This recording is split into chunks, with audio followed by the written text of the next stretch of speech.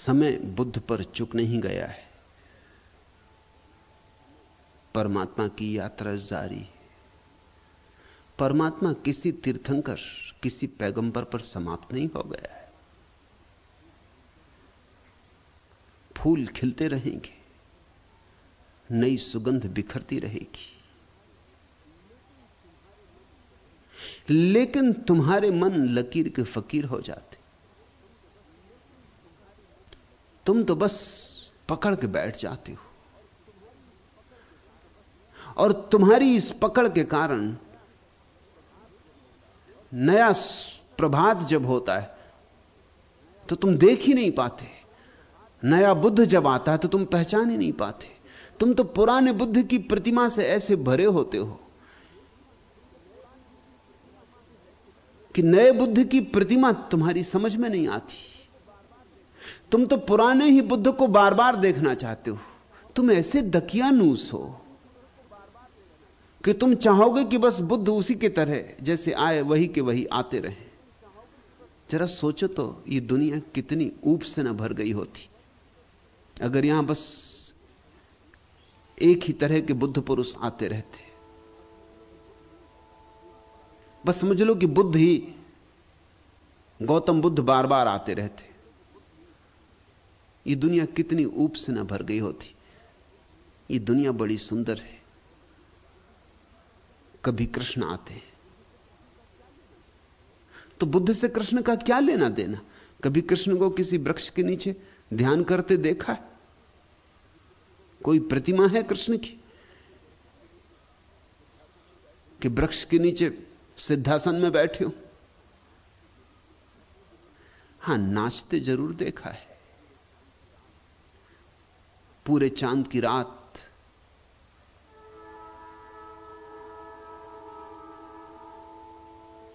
वृक्षों के तले बांसुरी बजाते जरूर देखा है। और फिर महावीर है, उनका ढंग और, उनका रंग और फिर क्राइस्ट है, और फिर मोहम्मद है।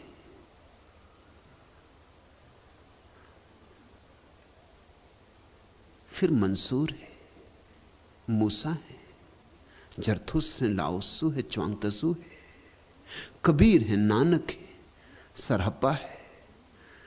ये अलग अलग ढंग। मगर तुम्हारी जिद कि तुम चाहते हो कि बस एक टकसाल में आने चाहिए बुद्ध, तो जरा हेर फेर हुआ कि बस तुम अड़चन में पड़े। तुम जरा गौर से तो देखो, दोबारा कभी भी कोई बुद्ध पुरुष दोहराया नहीं गया है।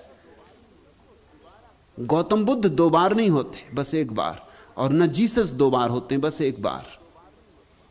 और न महावीर 2 बार होते हैं, बस 1 बार। इससे तुम्हें कुछ बात समझ में आती कि नहीं कि परमात्मा रोज नए रूप लेता है, रोज नए आविर्भाव होते। सागर में लहरें उठती हैं, एक सी 2 लहर कभी उठती देखी? सागर रोज रोज नई नई लहरें उठाता है, नए नए गीत गाता है। तुम एक जैसे 2 कंकड़ ही सारी पृथ्वी पर खोज के नहीं पा सकते हो। 2 जुड़वा भाई भी बिल्कुल एक जैसे नहीं होते। तो 2 बुद्ध पुरुष तो कैसे एक जैसे होंगे? कुछ मैं ही अनूठी बात नहीं कह रहा हूं। जिन्होंने कृष्ण को पूजा था और जब बुद्ध आए होंगे तो उन्होंने भी पूछा होगा कि कृष्ण तो बांसुरी बजाते थे, बांसुरी कहां है? और जिन्होंने महावीर को पूजा उन्होंने जरूर बुद्ध से पूछा है। इसके तो प्रमाण है, क्योंकि दोनों समसामयिक थे। जो महावीर को पूछते थे उन्होंने बुद्ध से पूछा है कि आपने वस्त्र क्यों नहीं त्यागे। इसलिए जैन बुद्ध को उस ऊंचाई पर नहीं मानते जिस ऊंचाई पर महावीर को मानते हैं। महावीर तीर्थंकर है, महावीर भगवान है, बुद्ध महात्मा। अभी पहुंचते पहुंचते हैं, थोड़ा फासला है, पहुंच जाएंगे। महात्मा है, भगवान नहीं। क्यों? बस वो एक चादर महात्मा को भगवान बनने से रोक रही। बुद्ध एक चादर ओढ़े हुए। चादर अर्चना आ रही, नहीं तो वो भी भगवान हो जाए। भगवान तो दिगंबर होते।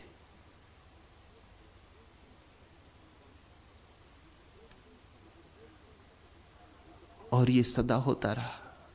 ये तो एक देश के उदाहरण ले रहा हूं, अगर दूसरे देशों को उदाहरण लो तो और मुश्किल हो जाती। जीसस से क्या मेल है बुद्ध का? जरा भी मेल नहीं। दोनों की प्रक्रिया अलग, जीवन का कोण अलग, जीवन को दिया गया संदेश अलग। जीसस के पास खबर आई कि लजारस मर गया, तो जीसस भागे गए, उसकी कब्र से लजारस को उठा लिया और जिंदा कर दिया। तुम सोच सकते हो बुद्ध को ऐसा करते? बुद्ध के पास भी ऐसी घटना घटी। एक स्त्री का बेटा मर गया, एक ही बच्चा था उसका, पति मर चुका था, वही उसकी आंख का तारा था। वो रोती घूमने लगी। लोगों ने कहा हम तो क्या करेंगे, लेकिन बुद्ध गांव में है तो उनके पास क्यों नहीं जाती, शायद महाकरुणावान है, कुछ दया करें। वो स्त्री उस बच्चे को लेके गई, बुद्ध के चरणों में रख दिया। अब जरा सोचो, अगर जीसस के चरणों में रखा होता तो जीसस ने इस लजारस को कहा था लजारस उठ, और लजारस उठ गया था। ऐसा ही वो इससे भी कहते हैं कि उठ, और बात खत्म हो गई होती। लेकिन बुद्ध ने क्या किया? बुद्ध ने उस स्त्री से कहा कि ठीक, तेरा बेटा जाग जाएगा, उठ आएगा, मगर एक काम तू पहले कर, थोड़े से बीज मुझे चाहिए सरसों के। उसने कहा कि सरसों के बीज? आपको पता है ये गांव सरसों की ही खेती करता है, इस सारा गांव के खेत खलियान सरसों से ही भरे, कितने चाहिए? अभी ले आती हूं। बुद्ध ने कहा बस एक मुट्ठी भर बीज काम हो जाएंगे, लेकिन एक बात ख्याल रखना, उस घर से मांग के लाना जिस घर में कोई कभी मरा ना हो। वो स्त्री तो इतनी खुशी में थी कि उसका बेटा जी जाएगा कि उसे होश ही कहां था। वो भागी, इस घर गई, उस घर गई, गांव भर में सारे घर द्वार खटका डाले, लेकिन सभी ने कहा कि तुम्हें जितना सरसों चाहिए बोरों से भरवा दें, गाड़ी लदवा दें, गाड़ियों के ढेर लगवा दें, मगर हमारे सरसों के बीच काम ना आएंगे, हमारे घर में तो बहुत लोग मर चुके। बुद्ध ने शर्त ऐसी लगाई कि हम मानते नहीं कि तुझे कोई ऐसा घर मिल सकेगा जहां कोई मरा ना हो। सांझ होते होते उस स्त्री को होश आया कि ये तो बुद्ध ने खूब मजाक किया, कहां ये बीज मिलेंगे, सभी घरों में कोई ना कोई मर चुका है, मरा ही है। पिता मरा नहीं तो पिता का पिता मरा है, मां मरी नहीं तो मां की मां मरी, कोई ना कोई मरा ही है। असल तो बात यह है कि घर में जिंदा जितने लोग हैं उससे कई गुना लोग मर चुके। तुम जरा सोचो तो, तुम हो, तुम्हारी पत्नी है, बच्चा है, 3 जन हो, लेकिन तुम जिस धारा से आए हो, तुम्हारे पिता, उनके पिता, उनके पिता, उनके पिता, बाबा आदम तक लौटो, फिर तुम्हारी मां और उनकी मां और उनकी मां और उनकी मां और मैया हवा तक लौटो, कितने लोग मर चुके हैं, और तुम 3 बच्चे हो कुल। मृत्यु की कितनी लंबी श्रृंखला है, अनंत लोग मर चुके, तब कहीं तुम 3 हो, और तुम 3 भी अभी गए तभी गए, कोई ज्यादा देर टिकोगे नहीं। सांझ होते होते उसे गणित समझ में आ गया। उसे हंसी भी आई कि मैं भी कैसी पागल हूं। जब सभी को मर जाना है तो कोई मेरा बेटा बच थोड़ी जाएगा, सभी को मरना है। फिर अभी मरे कि कब मरे क्या फर्क पड़ता है, आज मरा कि कल मरा क्या फर्क पड़ता है। फिर अच्छा ही हुआ कि मेरा बेटा मेरे सामने मर गया, दुख मुझे उठाना पड़ा। अगर मैं मरती तो मेरे बेटे को दुख उठाना पड़ता, कोई ना कोई तो मरता। अच्छा ही हुआ कि मैंने दुख उठाया, मेरा बेटा तो शांति से मर गया। लौटी, बुद्ध के चरणों में गिर पड़ी। बुद्ध ने कहा कहां है वे बीज? उसने कहा आप छोड़ें वो बात, आपने भी खूब मजाक किया, ये भी कोई वक्त था मजाक करने का? मेरा बेटा मर गया। मगर अब वो हंस रही थी, और उसने कहा कि मुझे दीक्षा दें, क्योंकि मुझे ये बात समझ में आ गई यहां तो मृत्यु ही मृत्यु है। इस मृत्यु के सागर में हम कैसे अमृत का अनुभव कर लें, इसका उपदेश दें। उसने बेटे की लाश की तरफ देखा भी नहीं। बुद्ध ने उसे दीक्षा दे दी, वो सन्यासिनी हो गई। अब जरा तुम सोचो फर्क। अगर कोई ईसाई मौजूद हो तो बुद्ध से कहेगा ये क्या कर रहे हैं आप? जीसस ने तो लजारस को जिंदा किया था। तो आप फिर असली बुद्ध नहीं तो जिंदा करके दिखलाएं। और अगर कोई बौद्ध जीसस के सामने मौजूद होता और जीसस को देखता, लजारस को उठाते, तो कहता रुको, बुद्ध ने कहा था सरसों के बीज, ये तुम क्या कर रहे हो? ये कोई बुद्धों के लक्षण? अब मुर्दे को जिलाने से फायदा भी क्या है? फिर मरेगा। एक बार मर के झंझट मिट गई, तुम दोबारा मरवाओगे और भ्रांति पैदा करोगे लोगों में। बजाय लजारस के परिवार को संदेश दो कि यहां तो मृत्यु सभी की घटनी है, इसलिए जल्दी से जल्दी अपने भीतर जो छिपा है उसको पहचान लो, कहीं मौत उसके पहले ना आ जाए। तुम इन दोनों में कोई तालमेल देखते हो? तुमने कभी दो बुद्ध पुरुषों में तालमेल देखा है? लेकिन तुम्हारी मांग सदा यही रही, और तुम्हारी मांग के कारण दुनिया में बहुत नकलची पैदा हो गए। तुम्हारी मांग के कारण महावीर जैसे दिखाई पड़ने वाले न मालूम कितने मुनि जो नंगे खड़े, जो सिर्फ इसलिए नंगे खड़े हैं कि जब तक वो नंगे ना खड़े हो जाएं तुम मानोगे नहीं कि वो ज्ञानी। और कुछ नहीं है उनके पास, सिर्फ नंगापन है, सिर्फ नंगे खड़े, क्योंकि इसी से तुम्हारा समादर मिलता है, इसी से तुम्हारा सम्मान मिलता है, इसी से तुम उनके चरणों में झुकते हो। मेरी कोई आकांक्षा तुम्हारे सम्मान पाने की नहीं, न तुम्हारा समादर पाने की। मैं किसी बुद्ध पुरुष को पुनरुक्त करने को नहीं हूं। मैं अपने ढंग से जीऊंगा, मैं अपनी बात कहूंगा।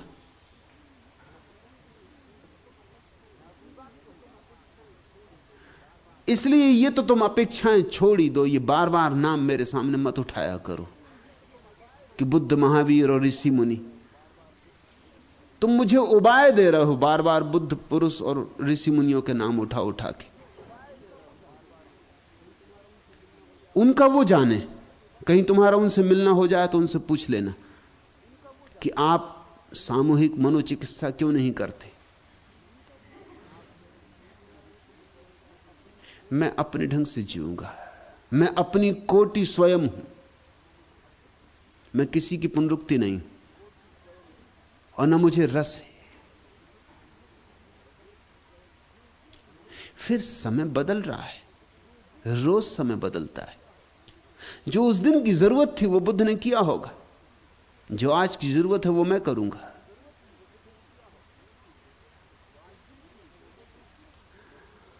उस दिन की ये जरूरत न थी। लोग सरल थे, लोग सीधे साधे थे, लोग ग्राम में थे। अब तुम थोड़ा समझो, अगर एक लकड़हारा जो जंगल में रोज लकड़ी काटता है यहां आए, तो मैं उसे सक्रिय ध्यान करने को नहीं कहूंगा, क्योंकि वो दिन भर सक्रिय ध्यान करता है, वो काटता है लकड़ी। तुमने देखा, अगर तुमको क्रोध आए जरा जाके थोड़ी लकड़ियां काटना, बड़ा हल्कापन लगेगा, उसके बाद एकदम शांति छा जाएगी, जैसे कि सब दुश्मन काट डाले। वो लकड़ी काटने में उसकी सारी हिंसा निकली जा रही, उसके सारे भीतर का रोष निकला जा रहा, क्रोध निकला जा रहा है। अगर लकड़हारा यहां आए तो उसे मैं सक्रिय ध्यान करने को नहीं कहूंगा, मैं तो उसे कहूंगा विपस्सना करो, शांत बैठो, मौन बैठो। एक डॉक्टर के पास एक आदमी आया, डॉक्टर ने उसकी नब्ज देखी, थर्मामीटर लगा के उसका तापमान लिया। सिक्खड़ी होगा डॉक्टर, इस तापमान से भी कुछ समझ में नहीं आया और नब्ज देखने से भी कुछ समझ में नहीं आया, अभी नया नया होगा। उस आदमी से कहा कि और सब तो ठीक है, लेकिन तुम रोज कम से कम मील भर पैदल चलने लगो। तो स्वास्थ्य ठीक हो जाएगा। मील भर पैदल चलना जरूरी है। वो आदमी हंसने लगा। डॉक्टर ने पूछा तुम हंसते क्यों? उसने कहा मैं पोस्टमैन। आप ये सलाह किसी और को देना। सुबह से शाम तक पैदल ही चल रहा हूं, अब और 1 मील चलवाओगे?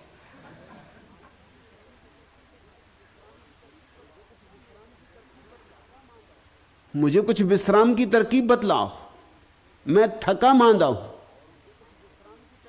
अब जो तरकीब औरों पे काम कर गई होगी, 1 मील चलो, वो इस पे काम नहीं करी, पोस्टमैन पे कैसे काम करेगी? मैंने सुना है मुल्ला नसरुद्दीन एक दिन डॉक्टर के घर गया। डॉक्टर ने कहा कि देखो नसरुद्दीन, तुम्हें अपनी जीवनचर्या बदलनी होगी। भोजन में ये चीजें छोड़ दो, और शराब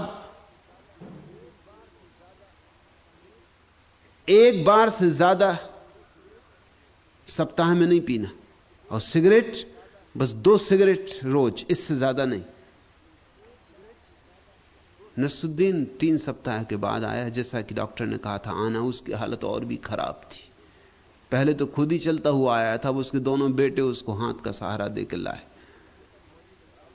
डॉक्टर ने कहा तुम्हारी हालत तो नसरुद्दीन और भी खराब हो गई, मालूम होता तुमने मेरी सलाह नहीं मानी। उसने कहा तुम्हारी सलाह मानने का परिणाम। शराब तो ठीक किसी तरह मैं पी गया, मगर वो 2 सिगरेट ने रोज मेरी जान लिए ले रही। मैंने कभी जिंदगी में सिगरेट पी नहीं। अब जो आदमी सिगरेट पी रहा हो 1 पैकेट, उससे कहो कि 2 पीना ठीक है, मगर जिसने कभी पी ही ना हो। नसरुद्दीन समझा कि ये इलाज है, 2 पीना ही पड़ेंगी। वो 2 सिगरेट तो मेरी जान लिए ले रही। डॉक्टर साहब कुछ और इलाज बताएं। शराब तो किसी तरह पी गया, ठीक है, मगर ये 2 सिगरेट खांस खांस के मर जाता। इलाज अलग होंगे, व्यक्तियों पर निर्भर करेगा। बुद्ध जिन लोगों से बात कर रहे थे वे और थे। खेत में काम करने वाले किसान थे, लकड़हारे थे, मजदूर थे। बड़ी संख्या भोले भाले लोगों की थी। उन भोले भाले लोगों के पास रेचन करने को कुछ था भी नहीं। रेचन की जरूरत तो तब पड़ती है जब कुछ दबाया हो।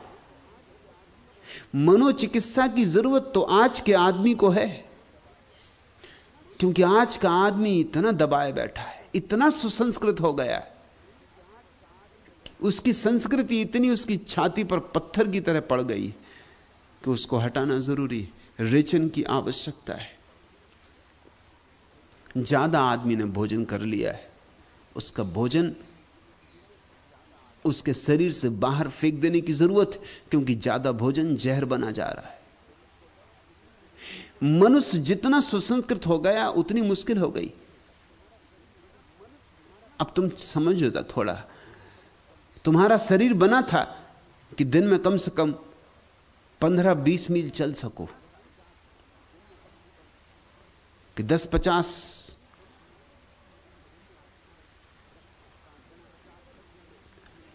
वृक्ष काटना कठिन ना हो, कि पत्थर तोड़ सको। क्योंकि जंगल में आदमी को बड़ी कठिनाई में जीना पड़ा था, कि जंगली जानवरों से लड़ सको, कि सिंह से मुकाबला हो जाए तो ना तो उस वक्त बंदूकें थीं और न तलवारें थीं, कि नंगे हाथ से तुम सिंह से भी जूझ सको। तुम्हारे शरीर का पूरा रसायन शास्त्र तो इतना सब करने के लिए बना है। लेकिन आज स्थिति बिल्कुल बदल गई। ना तो जंगली जानवरों से लड़ते हो तुम। एक आध किसी मोहम्मद अली की बात छोड़ दो, लेकिन बाकी सब न जंगली जानवर से लड़ते हो, न पत्थर तोड़ते हो, न लकड़ी काटते हो। एक दफ्तर में बैठे दिन भर टेबल पे काम कर रहे हो, कि टिकटें बेच रहे हो। कि दफ्तर के सामने बैठे मक्खियां मार रहे हो,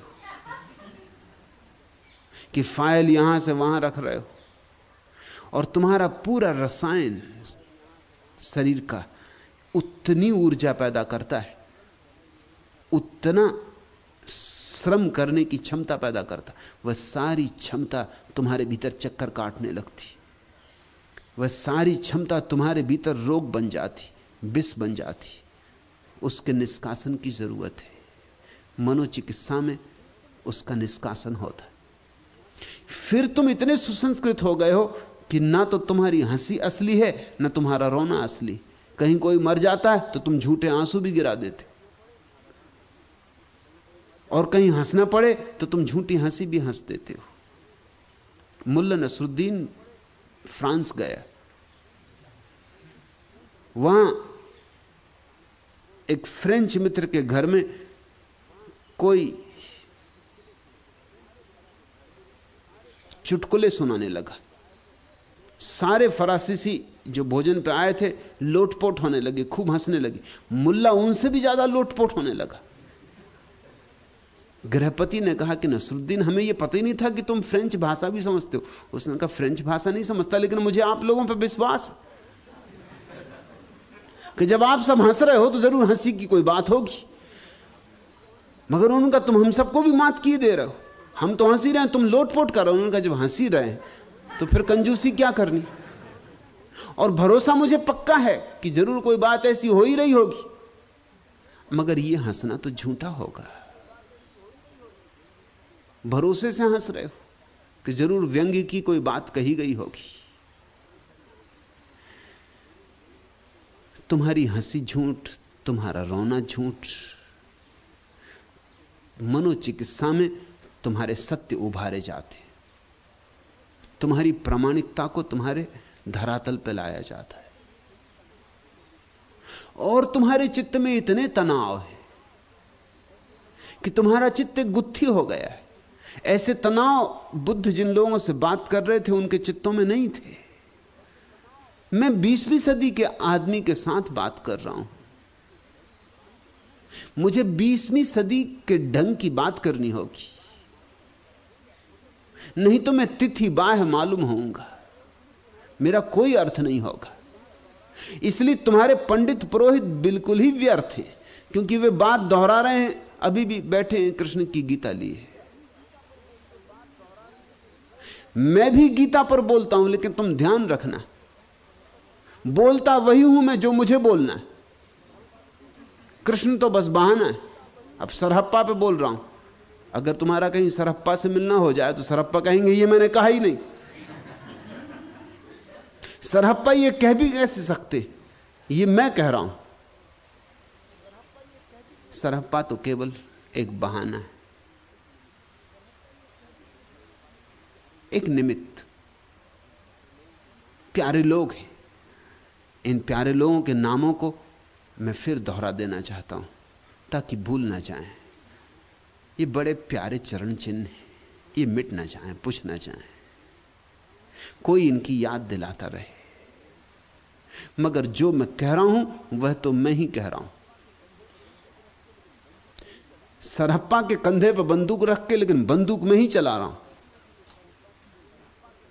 तुम ये मत सोचना कि मैं सरहप्पा की कोई व्याख्या कर रहा हूं। उस तरह का कचरा काम करने में मुझे कोई रस नहीं। मैं तो सरहप्पा के द्वारा अपनी व्याख्या करवा रहा हूं, अगर तुम ईमानदारी की बात पूछो। सरहप्पा के शब्द प्यारे हैं, उनका उपयोग किए ले रहा हूं, मगर उन पर रंग मैं अपना डालता हूं। और मुझे ज्यादा फिक्र इस बात की नहीं है कि सरहप्पा के शब्दों का ठीक वही अर्थ रहे जो सरहप्पा ने किया था। मुझे ज्यादा फिक्र इस बात की है कि वैसा अर्थ हो जैसा तुम्हारे काम आ जाए। मुझे तुम्हारी फिक्र है, सरहप्पा की बहुत फिक्र नहीं है। इसलिए पंडित मुझसे नाराज भी।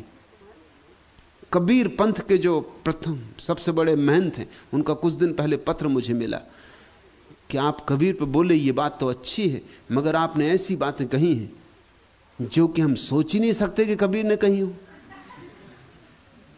आपको कम से कम किसी कबीर पंथी से पूछ तो लेना था मैं कबीरपंथी से पूछूं? मुझे कबीर मिल जाए उनसे ना पूछूं? मुझे जो कहना है वही कहूं। कबीरपंथी से मुझे क्या लेना देना? मैं कबीर को 20वीं सदी के वस्त्र पहनाऊंगा।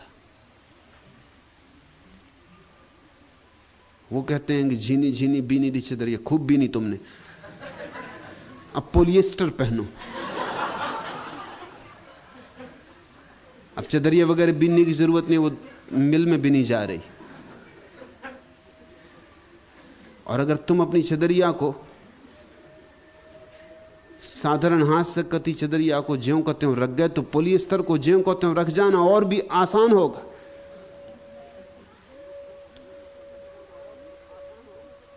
मैं कबीर पर जब बोल रहा हूं तो मैं कबीर को 20वीं सदी में बुलवा रहा हूं।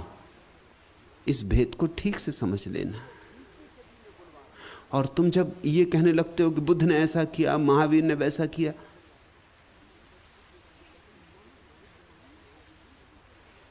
तो तुम नाहक बुद्ध महावीर को बीच में उलझाते हो। किया होगा, उनकी वे जाने।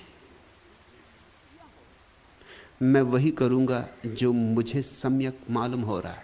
मैं अपने ही ढंग से जीऊंगा, किसी और के ढंग से नहीं जी सकता। यह किसी का अनुकरण नहीं। इसलिए तुम ऋषि मुनियों को बार बार बीच में मत लाया करो।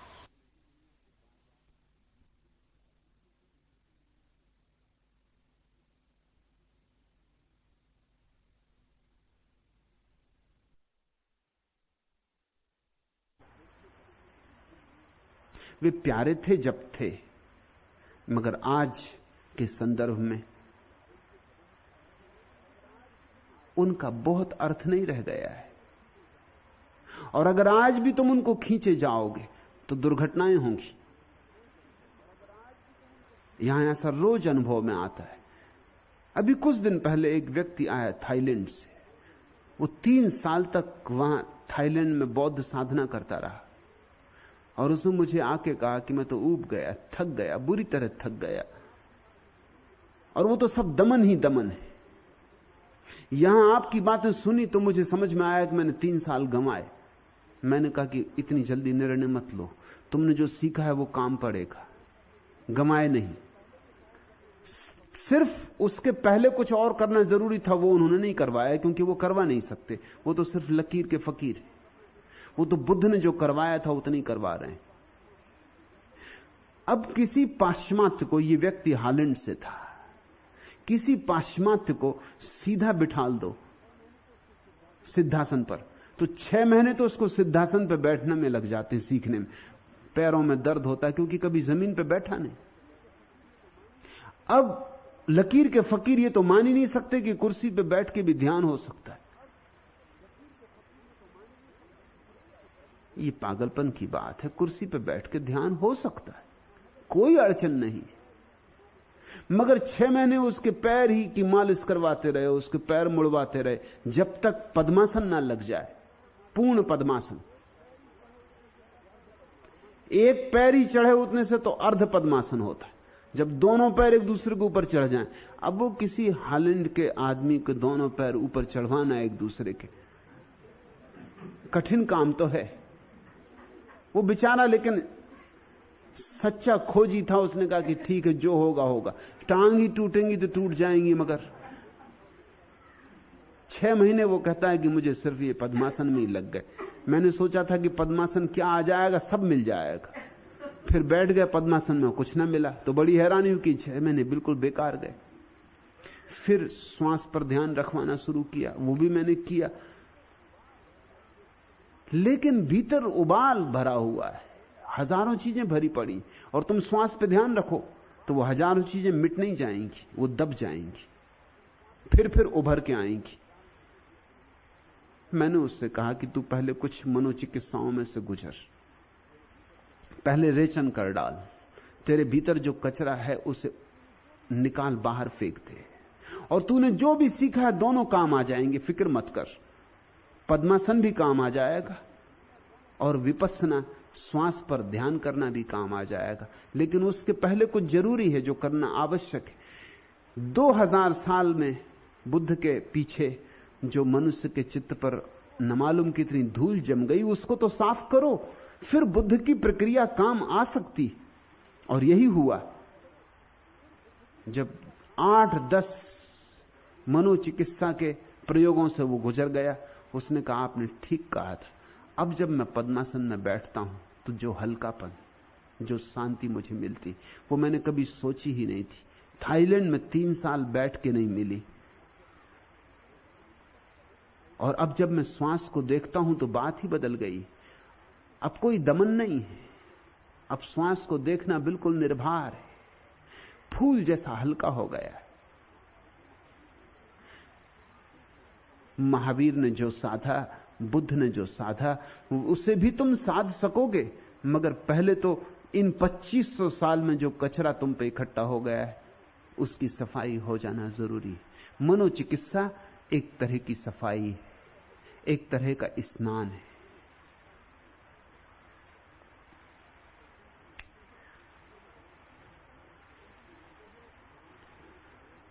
तुम पूछते हो काम, क्रोध, लोभ, मोह जैसे मनोविकार एवं अहंकार, मूर्छा जैसी अवस्थाओं से ऊपर उठने के लिए बुद्ध, महावीर और सारे भारतीय संतों ने ध्यान, जागरण, भजन, कीर्तन, सत्संग जैसे उपाय ही कहे।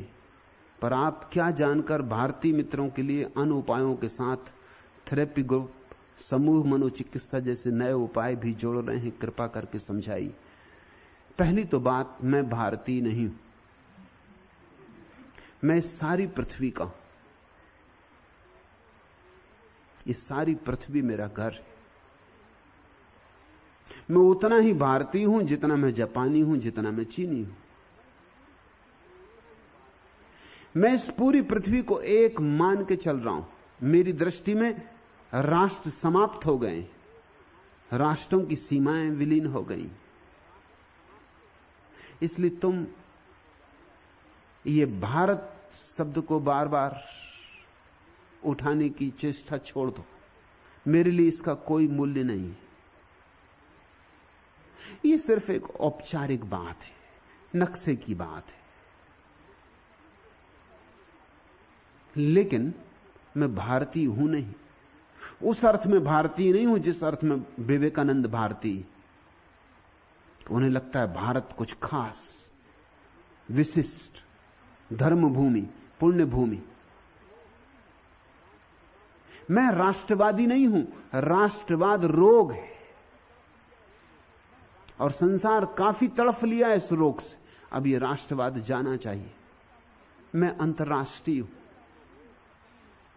मेरे लिए गीता उतनी ही अपनी है जितनी बाइबल और जितना कुरान। मैं ना हिंदू हूं, ना मुसलमान, ना ईसाई। जीसस से मुझे उतना ही प्रेम है जितना कृष्ण से, और लाओत्सु से मेरा उतना ही लगाव है जितना पतंजलि से। मैं सारे जगत की जो आध्यात्मिक संपदा है उसकी वसीयत की घोषणा करता हूं। सारे जगत की आध्यात्मिक संपदा की वसीयत मेरी। इसलिए कोई मुसलमान मुझसे यह ना कहे कि मैं कुरान पर क्यों बोला, कुरान मेरा है। कोई हिंदू मुझसे यह ना कहे कि मैं गीता पर क्यों बोला। गीता पर बोलने के लिए मेरा हिंदू होना जरूरी नहीं। जैसे हिमालय को और हिमालय के सौंदर्य की प्रशंसा करने के लिए मेरा भारतीय होना जरूरी नहीं, और आल्प्स पर्वत के सौंदर्य की चर्चा करने के लिए मेरा फरांसीसी होना जरूरी नहीं। उसी तरह गीता, कुरान, ताओ ते किंग या धम्मपद, इनकी चर्चा करने के लिए मेरा किसी देश से आबद्ध होना आवश्यक नहीं। सारे जगत की संस्कृति मेरी। सारे जगत के जागृत पुरुष, वे दिए कहीं भी जले हों, किसी ढंग के रहे हों, उनकी ज्योति मेरी है। इस बात को तुम कभी भूलना मत। मैं यहां एक अनूठा प्रयोग कर रहा हूं जैसा कभी नहीं किया गया था। यह मनुष्य जाति के इतिहास में पहली घटना है जहां सारे धर्म एक साथ डूब रहे हैं, लीन हो रहे हैं, और बिना किसी प्रयास के। यहां बैठ के हम दोहराते नहीं कि अल्लाह ईश्वर तेरे नाम सबको सन्मति दे भगवान, ये हम दोहराते नहीं, मगर ये घटना घट रही है। यहां अल्लाह और ईश्वर एक के ही नाम है, इसे कहने की जरूरत ही नहीं, हुए ही जा रहे हैं एक। यहां किसी को पता नहीं चलता कौन हिंदू है, कौन मुसलमान है, कौन ईसाई है, कौन यहूदी है, कौन सिख है। यहां सब इकट्ठे और सारे जगत की संपदा मेरी है। मैं आध्यात्मिक संपदा का अपने को हकदार घोषित करता हूं, उसमें मैं जरा भी कुछ छोड़ने को राजी नहीं हूं। क्यों उसे छोटा करूं? पूरा मनुष्य जाति का अतीत इतिहास मेरा है और यही मैं चाहता हूं कि तुम्हारा भी हो जाए। इसलिए तुम ये बातें ही छोड़ दो, भारतीय गैर भारतीय, तुम्हें ये फिक्र ही मिट जानी चाहिए। ये चमड़ी के रंग और ढंग, इन पे तुम ध्यान ना दो। ये आदतें गलत हैं, ये संस्कार ओछे, इनको विदा करो। मनुष्यता एक है और ये पृथ्वी एक हो जाए तो शांति हो, तो सौमनस्य हो, तो एक भाईचारा हो, एक प्रेम जगे और इस जगत के न मालूम कितने कष्ट अपने आप समाप्त हो जाएं।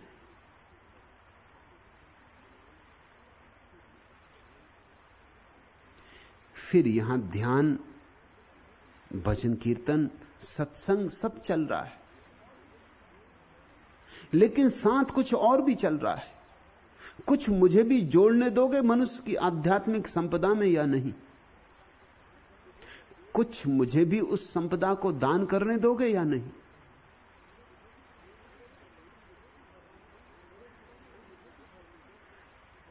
थोड़े से चित्र मुझे भी भरने दो, थोड़े रंग मुझे भी भरने दो।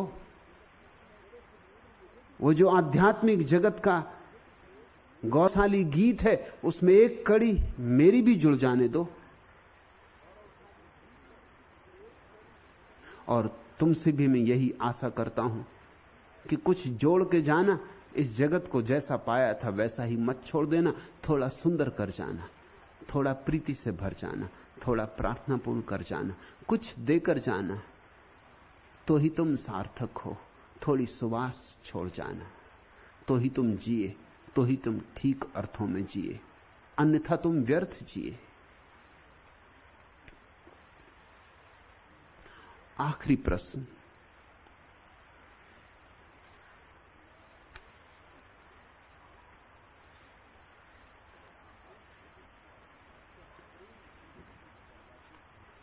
क्या प्रेम जीवन की सर्वाधिक महत्वपूर्ण घटना है?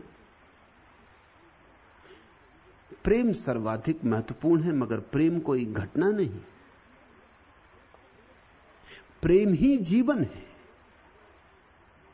से सब मृत्यु है।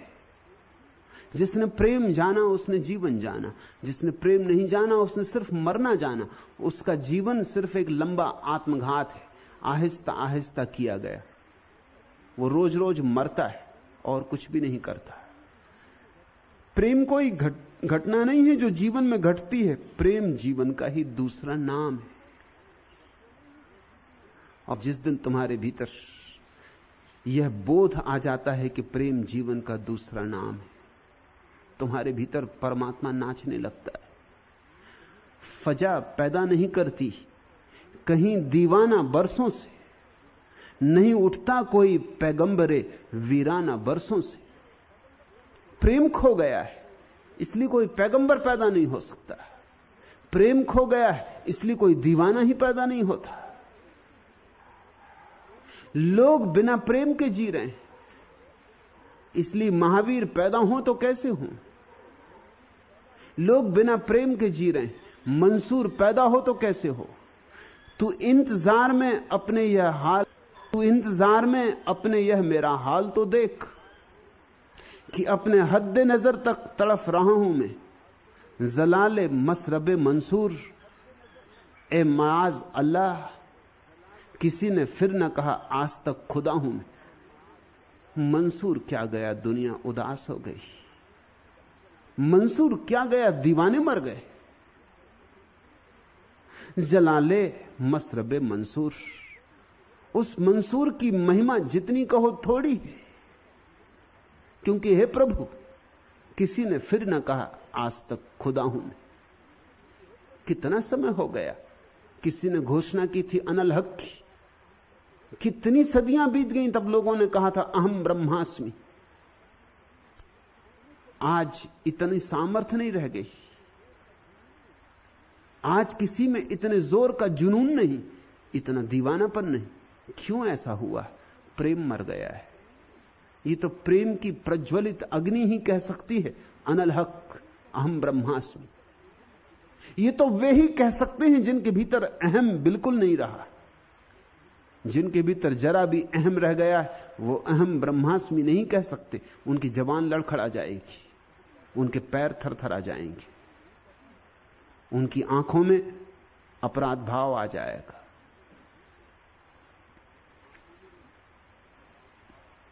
प्रेम सर्वाधिक महत्वपूर्ण है। प्रेम से बहुमूल्य कुछ भी नहीं। प्रेम जीवन का निचोड़ है, सार। बताए वुसअतो कौना मकां, इसको कहां रखें, जरा सा दर्द लेकर आए हैं हम उनकी महफिल से। प्रेम है परमात्मा की महफिल की प्रतीति, कि ये परमात्मा की मजलिस जमी, कि उसकी महफिल है, कि ये परमात्मा का सत्संग चल रहा है। उस बैठक में से जो दर्द पैदा हो जाता, जो मीठी पीड़ा पैदा हो जाती, प्रभु की प्रतीति से जो एक मीठा दर्द प्राणों में फैल जाता है, वो छोटा सा दर्द है और बहुत हमारे हृदय में समा जाता, और इतना बड़ा कि सारे अस्तित्व में भी समा नहीं सकता है।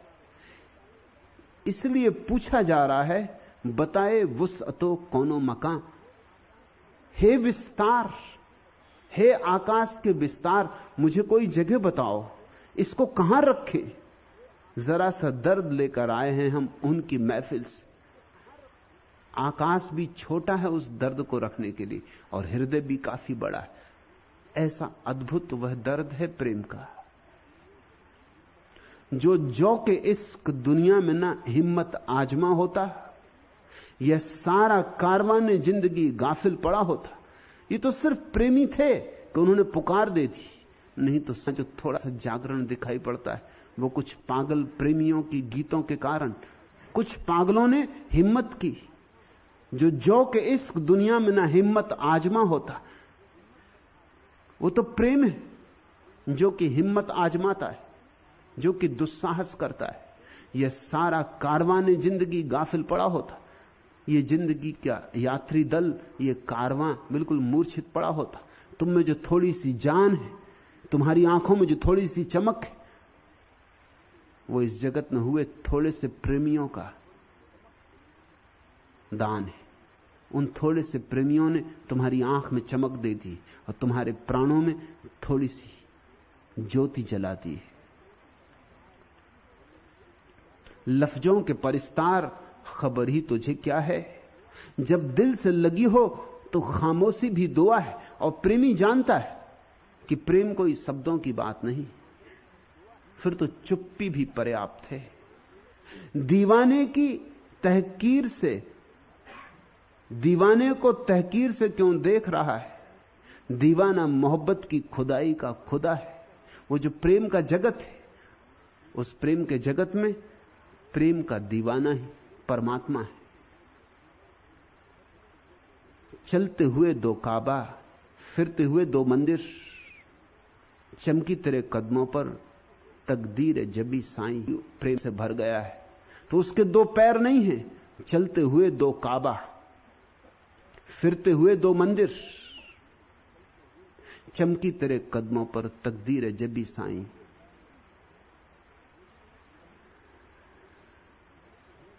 आदमी कितना छोटा है और कितना बड़ा, आदमी बड़ा विरोधाभास है। न फरमाओ नहीं है आदमी में ताबे नजारा, संभल जाओ अब उठती है निगाहे नातवा मेरी।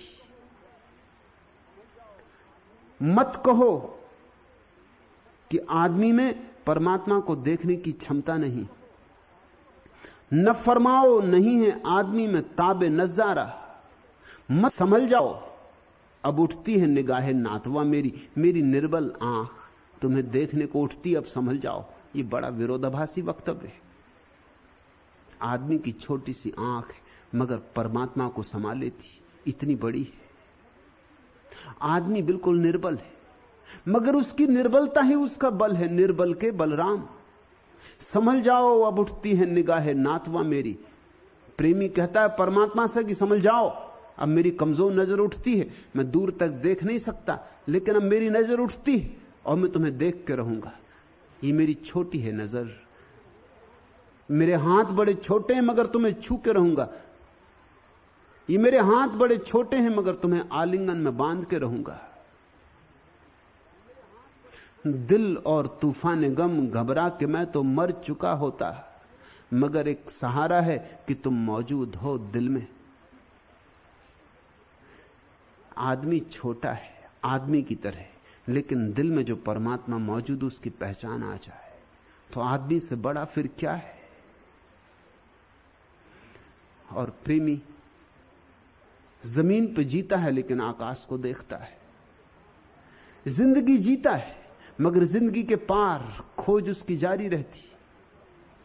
कौन जाने आसमां से उनको क्या उम्मीद थी, मरते मरते भी जो सुए आसमां देखा किए।